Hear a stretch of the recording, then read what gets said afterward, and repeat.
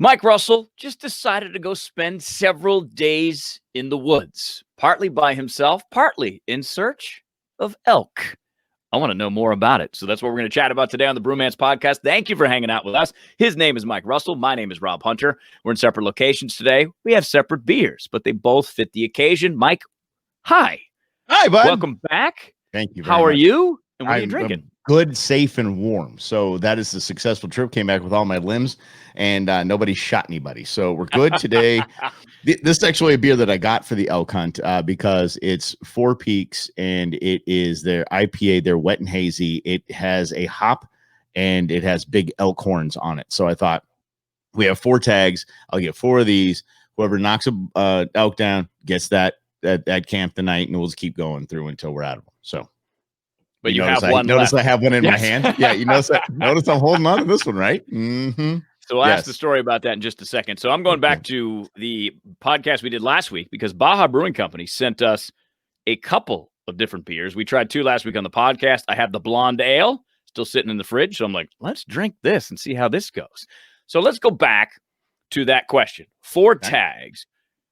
In the state of Arizona, correct me if I'm wrong, it's essentially a lottery system for many hunts. So you have to put your name in, and then if you're lucky enough, you get your tag drawn. So you will do a lottery for what you guys call the tag. Yeah, right. So there's different seasons, and just in let's use elk alone. I think there's at least a dozen different seasons, and there's stuff for different types of takes. So it's either rifle, bow, black powder rifle. There's different weeks, different seasons, and we have, I believe, over 30 different units that you can choose from when hunting in that unit, the geographical area that you can hunt in at the time. And there's 6-day seasons. So, well, technically 7, 6.5-day seasons. And you have any time during that time to go to that geographic area and see what you can do. So it's basically like a spot on a map. Like, okay, so you, for example, what was it? It was 6B. Is that what it was? Correct. Unit 6B, that is southwest of Flagstaff. So you drive on up there, and you're like, all right, I'm going to go do this. So you went up on a Wednesday, and you were there for a whole day by yourself, just chilling in the cold Flagstaff woods. Yeah, about a day and a half, and it was freezing. It was windy. It was under 30 degrees, and at night it got down to about 9 degrees. And I had a trailer, so it was good. I was warm. But I had a lot of plans there the day one. I was going to do a little exploring. I was going to sight in my pellet rifle, and I was going to just take my time and just make some videos and have some fun. I stayed in the trailer most of the time because it was that wind just bit you like frostbite. It was bad. So I'm a wuss when it comes to that. Look, I will go stay if the temperatures are okay. I can stay in the woods for days and days and days at a time. I have no problem with doing that. When it's that cold, trailer, bathroom, heater, mandatory for me. I hate being cold. Hate it. It's the worst. And that's the challenge. So when you move to the Valley, Arizona, if you're listening outside the Valley, this is kind of how weather works here. In the summertime, it's routinely over 110 degrees. No big deal. It's hot. We deal with it. Got air conditioner. It's fantastic. We don't go out and run marathons in the summer. Then some days in September drop below 100, and you're like, ooh, here it comes.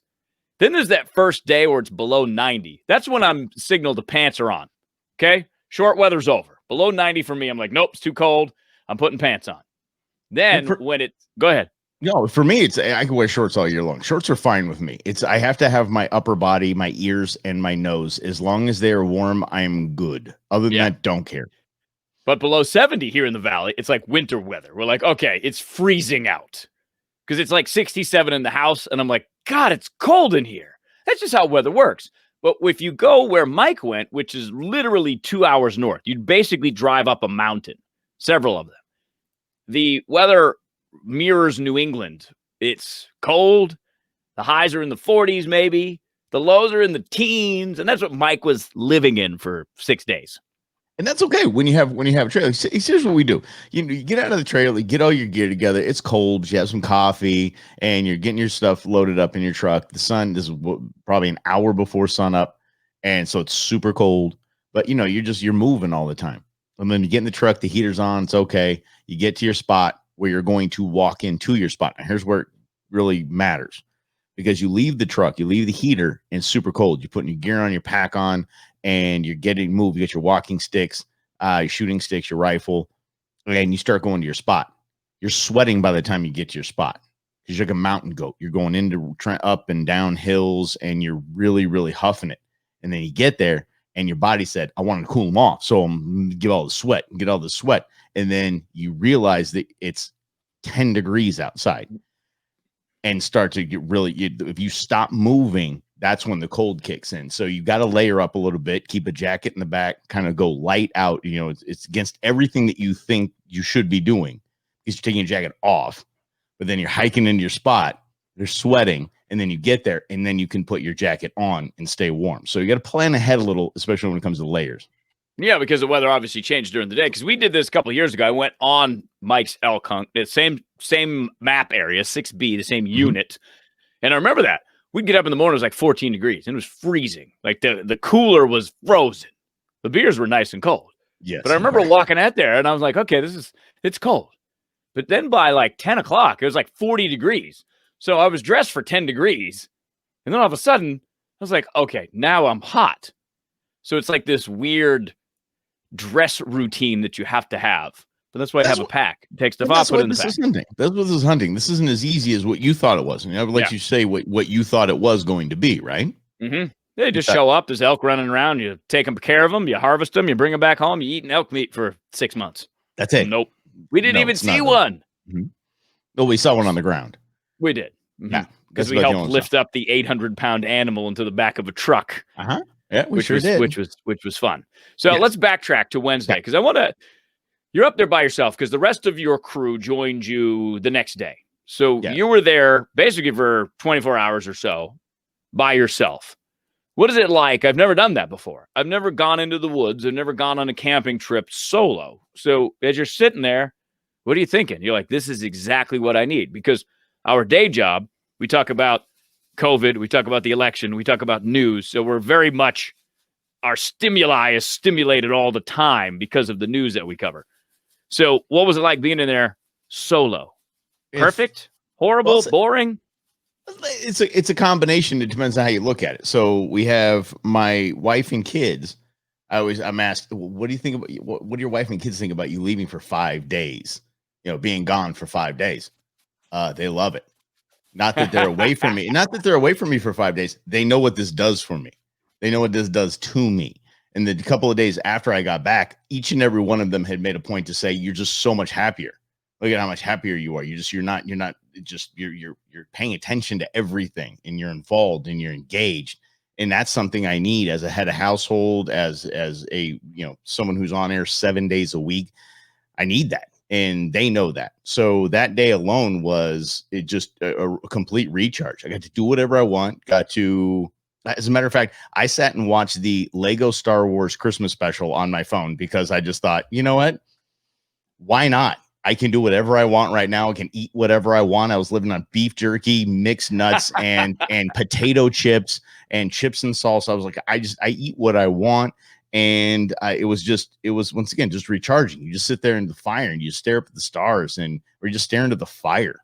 And it's magical. It really is. I'm not trying to sound all hippie, but it really is something that can do so much wonders for yourself.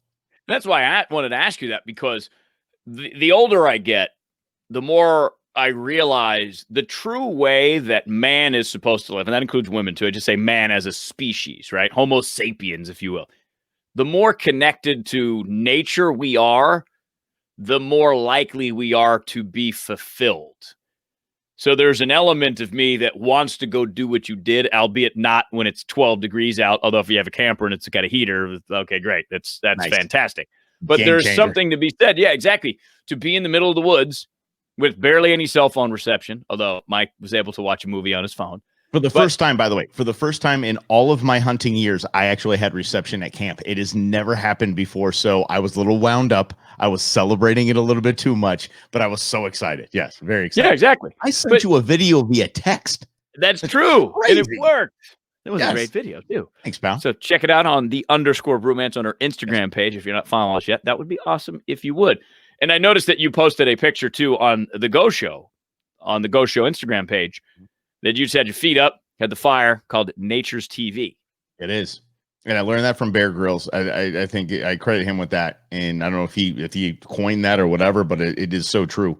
That you just sit and stare at it. As entertaining as anything you can watch on television, just watching those flames do what they do. And I'll have to admit, I'm a bit of a snob when it comes to campfires. I'm a bit of an architect. I want things structurally sound. I want it maximum heat, maximum height, and I want everything to fall the right way. So I'm very particular. I actually snapped at one of my co-campers, and I felt a little bad for a minute, but he was about to throw this big 4-foot log just right down Main Street. And I'm like, whoa, hey, wait a second. I worked on that for a long time. And it's important to me because that's my TV. It's like I selected the channel. I chose how it looked. And I got to sit and stare at it in the perfect spot with smoke blown away. And I was just recharging by the minute.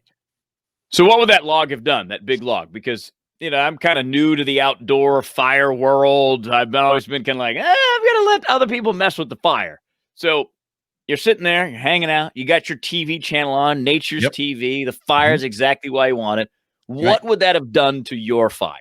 I was watching the flames move through the logs. I was watching how it bends, how the wind did. I love just staring at it. It's like kind of geek out about this kind of thing. And it wasn't even a log. It was a thin branch that was about 4 or 5 feet long. And it was just going to go right down the middle and just crash everything that I was watching. And I did. It's like turning on PBS or something. Why are we doing this now? Yeah. It would have messed up the structural integrity, and I don't like it. Well, because you need the oxygen, right, and the airflow to get in there to make the flames bigger. Like that much I do know. So you have to build the structure right so that there's enough circulation of all the elements to create the fire. And this is some big brain stuff you got to do. Exactly right. Yes. But there's something primal about it, right? Like this is going back to our very foundation when we were literally walking the earth. And then it goes into that next element of what you're doing. So at some point, man figured out, well, it's a lot more beneficial to go harvest an animal because I can feed a whole village or the whole team, if you will. So we have to go find the animal. We have to bring it back because it's a lot more, I guess, efficient to eat that. It's much more protein dense rather than just foraging for nuts and berries. So it played a vital role in how we've developed as a species. And there you are out there doing that very thing. So you have to out sleeping in there. You got your fire going. Now you're like, okay, now it's on. Now we got to go find some animals. And by the way, when we do cook in camp, we cook over the fire. We don't have to bring the old gas nonsense. We cook, put that grate right over the fire, and you cook wood. I mean, we eat good. You should. Yeah, absolutely. If you're out there, you might as well be comfortable and have fun. You're not there to be miserable, or you're not going to do it again. Oh, I've camped under the stars, and just so have I. Fine, but I'm 45 years old and I'm over it. I'm cool. I like a camper now. It is what it is. Me and my old age. Well, it's good to get a good night's sleep also, so you can trek during the day and not be exhausted. But that's where the real magic happens. That is where the real magic happens when you actually go hunt for something. Like I watched you change when we went. I watched how you just started to adopt the whole stock, how you started to move your feet, how you started to watch what you were stepping on, how you started moving slower, how you started walking like an animal, because animals don't walk like humans. Humans go quick straight to their little spot. And animals, they'll take a couple steps, eat a little something, take a couple more steps, eat a little something. So you gotta, if you want to make a sound, you want to sound like them.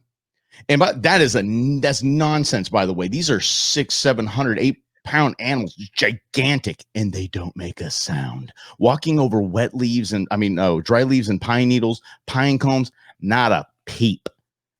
It is mind-blowing. They dig their hooves almost under as it comes into the ground, almost under all of that. So they're walking on dirt, and they just do it instinctually and in stride. It's wild seeing their foot tracks are crazy to see. And it's awesome, too, because that's evolution, right? So the animals, the elk, the deer, and all these other animals have evolved to not make noises because predators pick up on those noises. So we, as humans, have also evolved. So we obviously have firearms rather than bow and arrow, if you go back, however many thousands of years ago. So they've probably adapted to those as well, and that presents the challenge. And I think this is where the difficulty came in for me. I thought it'd be way easier because you have the advantage of technology and the fact that you have a rifle. A piece of equipment that fires a projectile however many feet per second so that you can, take the animal out in the quickest, painless, most effective way possible. But the animals aren't just lying around like sunbathing, like, oh, crap, there's a guy with a rifle. I better run away. And you experience that this time around, too, that, it's like sometimes you're just sitting there for hours looking around and you don't even see anything. Nothing. And you're like, if this is a spot, if I was an elk, I'd be right here. I'd be hanging out. I'd have all my buddies here. This is where I would be. This is the spot. And that's where your body and your mind, your core switches from what we are as day to day, hang out, go to work, hang out with the family, cook, go to bed, and repeat. And then we go to this spot and you can smell things and you can see things and you can hear things that you would never, ever think that you could smell, hear, or see in the normal world. And you probably couldn't because your body's not in that mode. But when you're in hunt and gather mode, which is the most primal of modes we have, it's right up there with fight or flight. I mean, it's that deep and that central to us that I could, at times I'd be sitting, I'd be still as I could be, and I could smell an elk. No lie, could smell an elk. And I knew where the wind was coming from. I got low, started to move to that area, and it was just instinctual. And it was just, that is so much fun to me. And that's talking to people like, oh, you didn't see an elk. Oh, you didn't see an elk. Did you at least have some fun while you were up there? I had a blast the entire time I was up there. This is what I love to do. Playing tag with big game animals, playing hide and seek. There can't be more fun. I mean, think about how many times you played tag and hide and seek as a kid and you're running around city streets. How lame is that? Do it with an animal that's better than you. I mean, wildly better at it than you. And you get to play that game out in the woods, up in the high country, in perfect air and cool weather, and it's everything you need for your life. And you think about that. You convinced me of that because I never had a relationship with hunting, despite my last name literally being Hunter. So somewhere in my ancestry, my people were hunters. So we have an English background. That's where the Hunter name comes from, fairly obvious. But obviously, when people were named back then, it was because of your profession. So the hunter is in me. I know it is. I can tell. It's probably rabbits and bunnies because, English background. So I have this sort of image of what my ancestors were and how they fed the other hunters, that they walked through the woods for miles and they would just look for things to bring back to feed the kids and feed the women who are doing, raising the family, if you will. Mm-hmm. So that's the part that stood out to me a couple of years ago was it's you versus animal. It's basically survival. And obviously we've created an era of convenience, but none of us would actually be here living in this era of convenience in our houses with our meat in the grocery store without the groundwork that our ancestors all paid.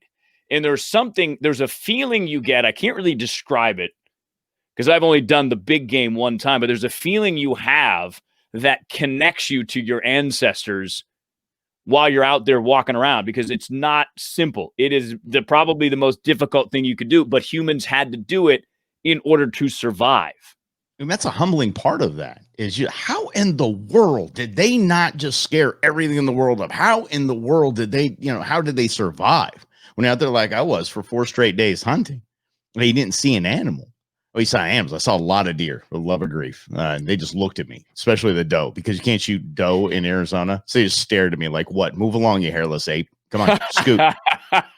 Didn't even take off. I walked right by them. They just stared at me. Taunting and if they did take off, they just slowly sauntered away. It wasn't even like, get out, run. No, it's terrible. But it's something that you can tap into, and it's so exhilarating and so frustrating, so humbling, so breathtaking, all at the same time. And that humbling part is what you just mentioned. How in the world were they so dang good at this?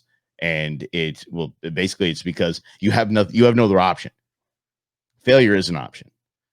You see, to me, I can come home, I go grocery shopping. That's fine. Plenty of food at home. I would have hunted in a different way had I not. Because they talk about that primal switch. That switch would have been kicked into overdrive, and it probably would have had different results. Yeah, you probably would have stayed out longer, gone on different paths, different hikes, different options. But here's the other factor too, because I remember when we met a couple of years ago, and I wonder if you approached it the same or differently this time around, because there was one spot that a buddy of yours told you to go see, because this is where the elk were hanging out. Now, it so happened when we went a couple of years ago, it was this big, bright, full moon. It was like daylight at night almost. I mean, not quite. I'm exaggerating a little bit, but you could definitely see, like, we're in the middle of the woods with no lights, no city around us, but you could see. You could walk out to the bathroom, which was a tree, and you could use the bathroom, and you didn't have to, like, need the flashlight or the headlamp. Right. So the animals knew this. So they kind of went out at night. But it's almost like they know that you're out there. They know when hunting season is. So they have their own instincts that tells them to stay away from certain parts.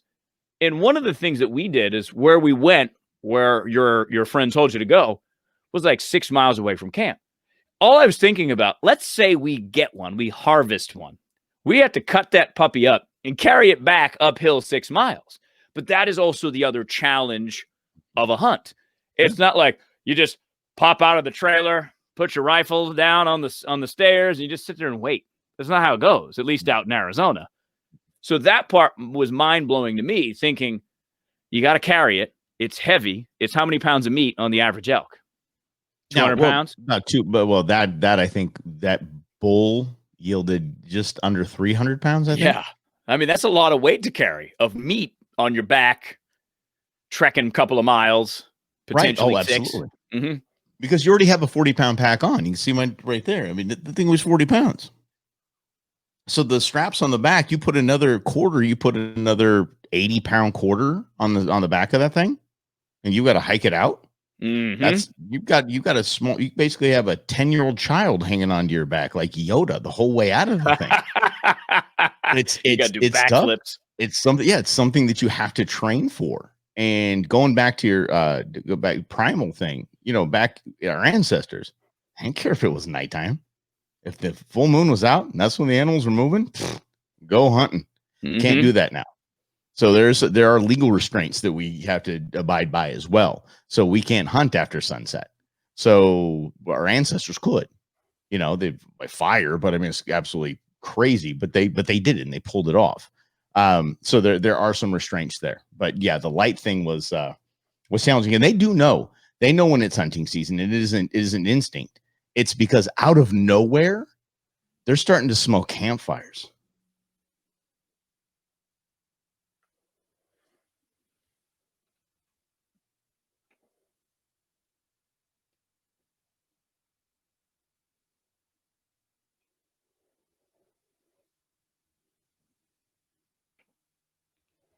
Going somewhere where we can hide. That's the most important thing that they need to do at that time, is just get away from all these new smells, all these new sounds that they're witnessing.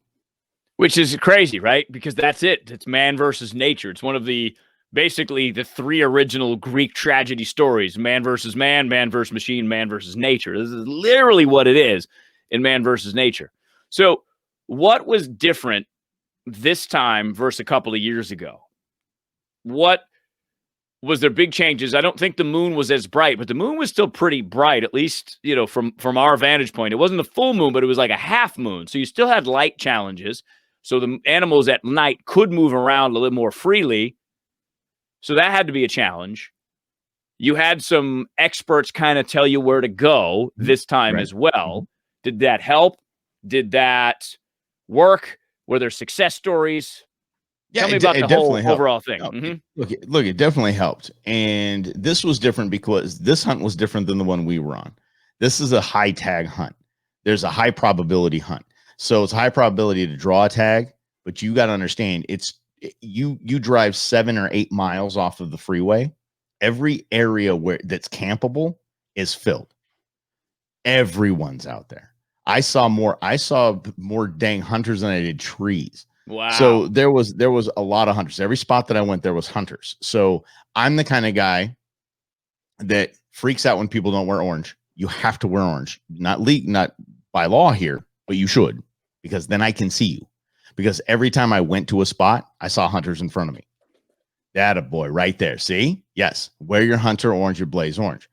And And so I'm the kind of guy that's okay, well, they're just trouncing all over the area where I'm looking for elk. So no elk there. Time to get out. And at one point, I was in a great spot. It was a fantastic spot. And then 50 yards behind me and above me, because I went down a little bit into a canyon to get the binoculars out and look at the other sides of the hills. And I hear 4 truck doors close. And I hear kids pop out. I hear dog barking. And then I hear a chainsaw crank up. Like, what is this? It's public land hunting. That guy was out there getting fallen trees for his firewood, and he was just out there with his kids, and the dog was romping around and couldn't care less that it was hunting season. And he was just, that's what he was out doing, is public land. What are you gonna do? You know, you can't shoo him away.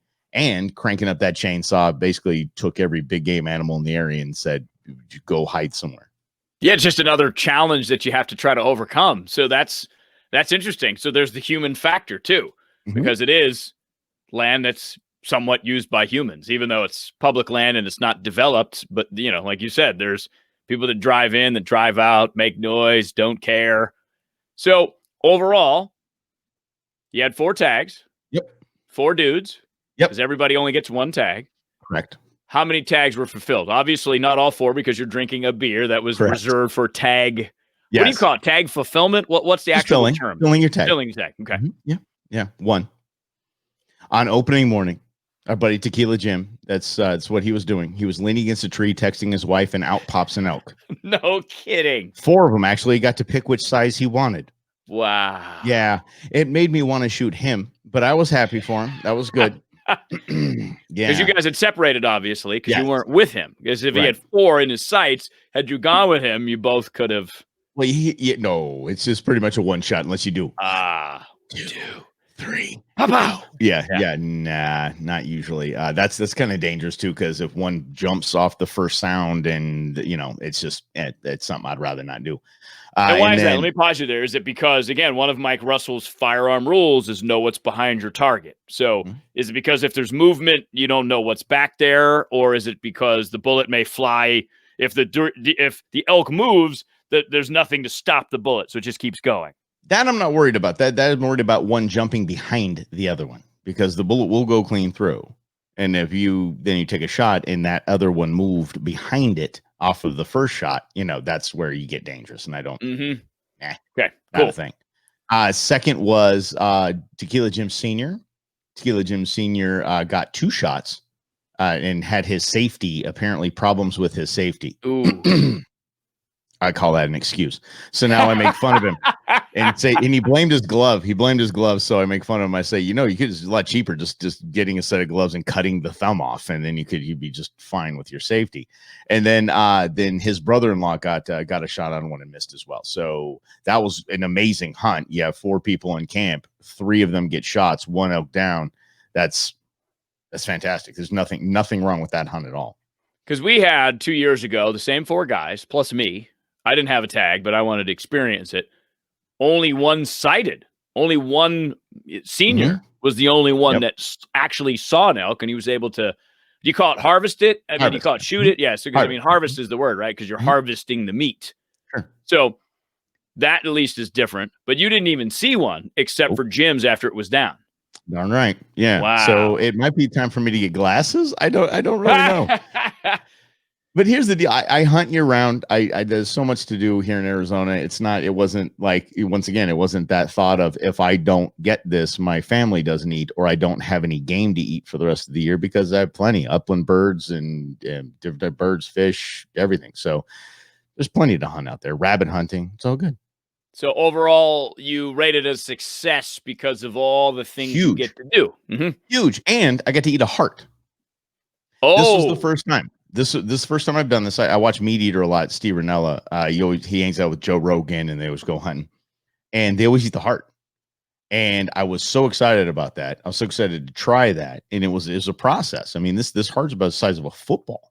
Wow! And so processing that was something I had to learn. And then the next night I cooked it. Fantastic! Really fantastic. Heart is good. Put a little Slavo salt on that thing, and it's red meat. It's So red like meat. steak-like? It's muscle. Yes, it's muscle. Makes That's all it sense. is. It's muscle that pumps blood. Just make sure you Yeah. process it right, and there's no blood left in there, and it's big, thick wall of muscle. Hmm. Oh, it's good. Interesting. So Yeah. when Amy and I were in Japan 2 years ago, we tried a chicken heart Okay. because we just went to this restaurant. We're like, okay, with our tour guide. So just order stuff. Right. Don't tell us what it is until after we eat it. So one of the things you ordered, because this is a place that's famous for weird cuts of meat. So we tried that. We tried a raw chicken liver. I liked the chicken liver way better than I liked the heart, but the heart wasn't Really? bad. So it was a cooked heart. Yep. But raw chicken liver. Yep. And it was, I was like, okay, I'm not going to lie. I'd eat this again. Yeah. Kind of thing. Right. And that's it. And that's what we talk about, all the stuff, all the left behinds that you leave on an animal, which is dumb. Like, I felt bad because I was trying to get the liver to take back to James T. Harris, but I thought that he's a big liver fan. I thought I was going to knock one down. So I was like, I'll make sure to get the liver out of mine and bring that in James T. Harris. But I'm talking about rib meat, neck meat, head meat. Essentially, you would be shocked at how much meat is between skin and bone in a skull. You'd be shocked. Here in Arizona, you can go to a lot of different restaurants and order a cabeza taco. It might be one of the greatest things you eat in your life. That meat is absurd. It's like ribeye.